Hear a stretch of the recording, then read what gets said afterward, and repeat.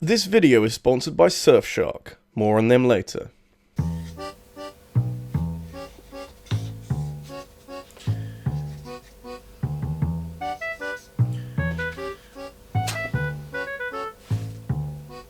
Is a duck. You know, I won't pretend that I'm some kind of artistic expert who can go around criticizing art, but I do have an opinion about the stuff that I look at when I'm playing a video game. Graphics have always been a contentious subject about whether they do or don't matter, and generally, I'm firmly in the don't matter camp. But you know, sometimes you gotta see how the other side live, and sometimes graphics are important. When they're terrible. Well, there's absolutely no way this video will upset anyone in any conceivable way. Discussing graphics, and especially criticizing underwhelming graphics, is always a bit of a minefield, since it opens up a wider debate over how much significance should be given towards ensuring a game looks nice. I always land on the idea that graphics could never be good enough to a point where they can redeem a truly terrible video game, but if you're not careful, they can drag down a pretty decent game and make it more of a challenge to see its qualities. This video is more of a dissection of a few examples of bad graphics than anything too critical, since at the end of the day, gameplay will always be the most important part of any game, but sometimes games look like crap and we've got to live with that. And hey, if we're able to live in the modern age with bad graphics, then the least we can do is take a bit more care of our online security. And thanks to today's sponsor Surfshark, this is now a breeze. VPNs like Surfshark let you connect to servers across the globe, with Surfshark in particular having over 3,000 servers spread across 65 countries, so you can access international streaming libraries and watch Peacemaker from the comfort of the UK, because basically anything that ends up on HBO Max is a pain to watch without a VPN. Plus, I should mention that there's some more serious applications, since online security is more important than ever these days, and Surfshark can help secure your data with industry-leading measures by using uncrackable encryption and the best VPN protocols around. So you can join public Wi-Fi safe in the knowledge that your personal data is being kept nice and safe. Surfshark is super easy to install and can run on unlimited devices from a single subscription, so you can safely do all your interneting on a massive number of different platforms, and with a 30-day money-back guarantee and 24/7 live customer support, that's like a ton of good stuff. You can go to surfshark.deals/RabbidLuigi and enter the promo code RabbidLuigi for 83% off and 3 extra months for free. That link is also in this video's description if you really don't want to type all that out. Secure your connection now with Surfshark. Alrighty then, let's look at some butt-ugly video games. There's this outdated perception that older games automatically have inferior graphics, and while they definitely have inferior graphical output, as in obviously the technology associated with those games literally isn't capable of doing what we can these days, there's more to graphics than powerful hardware. We'll see more of that later in this video with how some games these days aren't able to get the most out of their tech, but it's worth remembering that this is a problem that's been around for decades, and while the Atari 2600 is hardly a powerhouse, it was capable of representing most of its games clearly enough that you could tell what was going on. Like, you wouldn't hang Pitfall in the Louvre, but it doesn't really need to be a work of art when all of your game's elements are this easy to understand. The flip side is probably E.T., which is infamous for other reasons, but even the hardiest defender of gameplay over graphics will admit that this game's presentation does it no favours. I can hardly tell what any of this is half the time, and it all helps to make E.T. a pretty frustrating experience that compounds with a lack of quality in virtually every other area. Of course, E.T. wasn't the only ugliest sin Atari 2600 game, and in fact, E.T. benefited somewhat by not having much to compare it to, other than, you know, other less ugly video games. Atari's version of Pac-Man wasn't so lucky though, since that game had already been in arcades for 2 years before it weaseled its way onto the 2600. And arcades can be powerful machines capable of having lots of stuff happening on screen at the same time, and so it is a lot of work translating all of that onto a home console in the early 1980s, especially if you're given just 38 days to make that happen. After a while, all signs point to this version of Pac-Man understandably looking like shit, but it's kind of incredible how far removed it is from the Pac-Man that everybody loved and knew so well, even back in 1982. That's because this port was nothing more than an early prototype, the kind of proof of concept that should never see light of day, and is more like the foundation from which you'd then create a proper port of Pac-Man. With more time, this may well have happened, but unfortunately, this is all we got, and my god is it difficult to look at, let alone attempt to play a round of Pac-Man with. It's more of a general performance problem, since between the sound screeching at you and Pac-Man blinking across the screen, it's honestly one of the most uncomfortable experiences you can have playing a video game. Playing something so familiar and yet such a shitty version of it that it's like ordering a meal at a restaurant in a language that you don't know while someone jams a fork in your eye. Unsurprisingly, it's a little difficult to enjoy Pac-Man as someone assaults your senses this badly. Atari out here committing war crimes. But hey, that's just Pac-Man. I'm sure we can look to something more ambitious and modern to find another way of fucking up the graphics. What you'll find is that as soon as a game tries to replicate something more realistic, the greater chance of that game missing the mark entirely and creating something much worse. When the pressure is on to create something next-gen and therefore more realistic with far greater graphical detail, failing to hit those heights is put into starker contrast. Drake of the 99 Dragons isn't one of those games, since it was aiming for more of a comic style that suits flashier combat and a more supernatural story, and the plan was for this game to stand out enough for it to be a launchpad for an entire multimedia empire of tie-in comics and an animated TV show, and of course a whole host of follow-up games. Problem is, this game is fucking terrible for a wide variety of different reasons relating to bad controls and a camera that fights you every step of the way, but you know why we're here, and oh my god. I feel like there's nothing in this game that works in favour of its art style. Regular gameplay is far too schizophrenic for the graphics to be comprehensible as the camera spins around like a lunatic, but even when things slow down, the environments are too bland to mesh with the very few things in the game that are as cel-shaded as the developers claim. Even worse than that though are the cutscenes that are trying to lean into this comic style but end up looking like pre-alpha screen tests where nothing is fully textured and half the animations haven't been implemented yet. Like, I saw that animation of Luigi that Kevin Temmer did, where he showed the separate stages before the final video, and honestly, the first stage isn't far off how Drake of the 99 Dragons looks, just with the latter having more open mouths.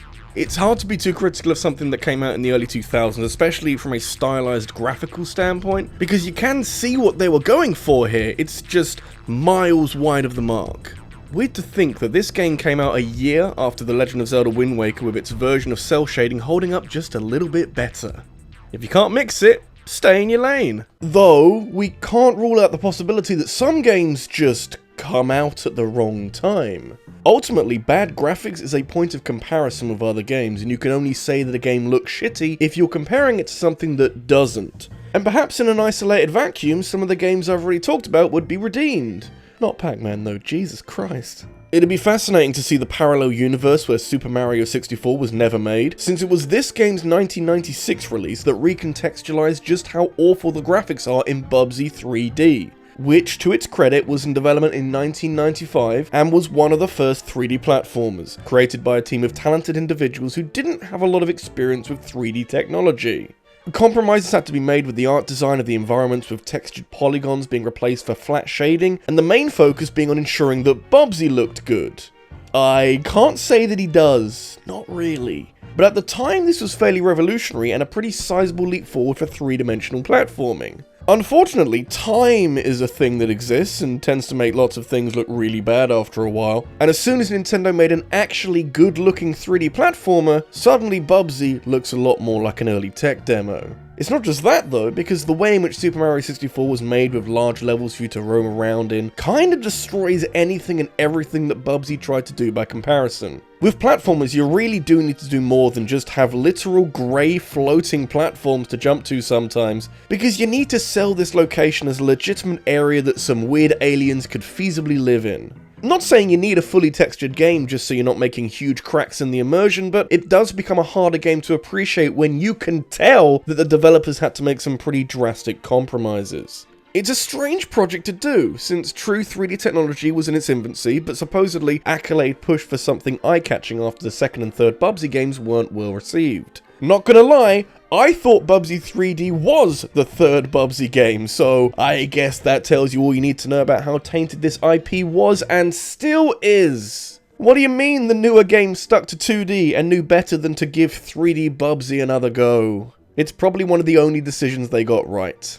At least it avoids the newer games from being in the discussion for one of the worst games of all time. And with that in mind, I really have to talk about at least one game that doesn't have perhaps the nicest graphics around, and yet is able to rise above it and deliver a pretty awesome video gaming experience. It actually speaks to the wider issue with criticizing graphics that often a game that may seem to have weaker graphics is still hitting it out of the park with its art style. Like how Papers, Please is really dour and simplistic, but that works with the oppressive feel of the game as you work the border control for some dystopian country at war with everyone around them.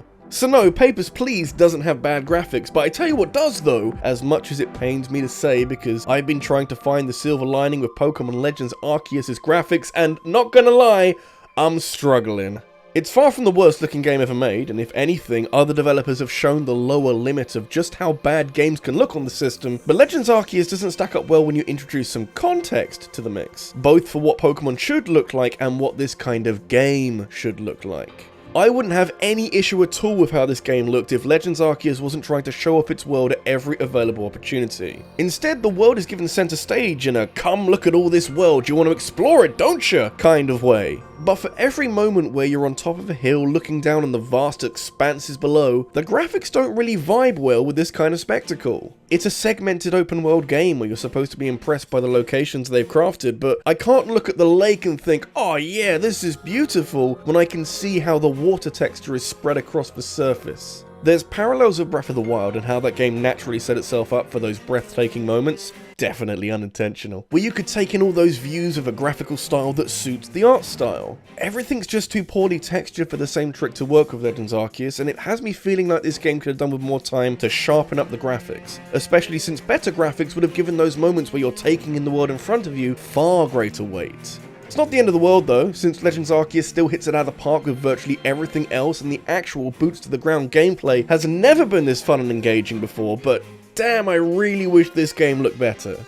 Maybe I'm just pining for Legends Arceus to make me feel the same way that Breath of the Wild did so many times, since it does hit a lot of the same beats, and maybe I need to accept that they're completely different games. But tell me that people wouldn't love it if the next Legends game had the same kind of graphical polish that Scarlet and Violet look to have. Currently, it's like a fun grandmother. Cracks some jokes, tells a good story, and is generally a lot of fun to be around, but definitely not a looker.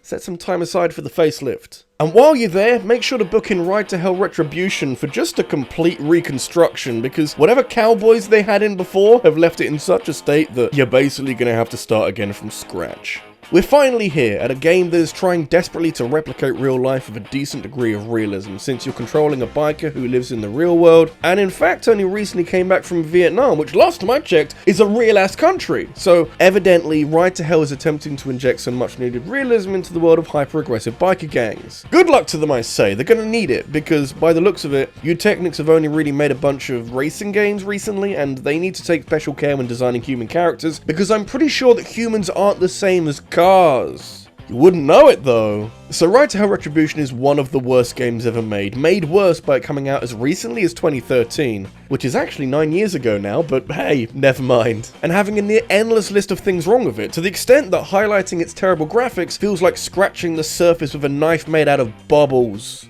Still though, you can distill a lot of the game's problems through its graphics and realise how slapdash Ride to Hell was cobbled together when it was delayed from 2009 after its original developers were shut down, and how the downscaling of the original concept by a dev team who again, just make a bunch of racing games, impacted the quality of everything in this game.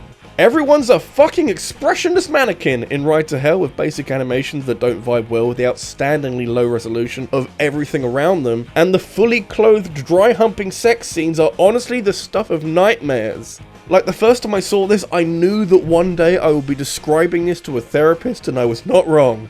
A group of people brought this unblinking horror into our world willingly and expected customers to pay for the privilege of loading this onto their consoles. Possibly not the worst graphics ever seen in a video game, but I remember just being totally baffled when dozens of gaming publications were reporting on Ride to Hell in the same year as something like BioShock Infinite came out, and the gap between the two basically couldn't be larger. Turns out, video games are hard to make, and even harder to make them look good. I don't need a sleep paralysis demon, thank you. Obviously, this isn't it for bad graphics. It's not like every other game that I haven't talked about today is a fucking masterpiece for art style, but hopefully I've touched on some of the examples of how a game can look like utter garbage. It'll keep happening though. You'll keep getting games with low textures and unblinking eyes on their characters, and it's slightly horrifying. This is RabbidLuigi, and if you enjoyed this video, make sure to leave a like and subscribe for more in the future, and if you want something else, there's a video here about the hardest Pokemon battles. I also want to thank my top supporters on Patreon, including Christopher Robinson, Scott Riker, and Devon Hutt. Thank you for watching, and gameplay is still more important.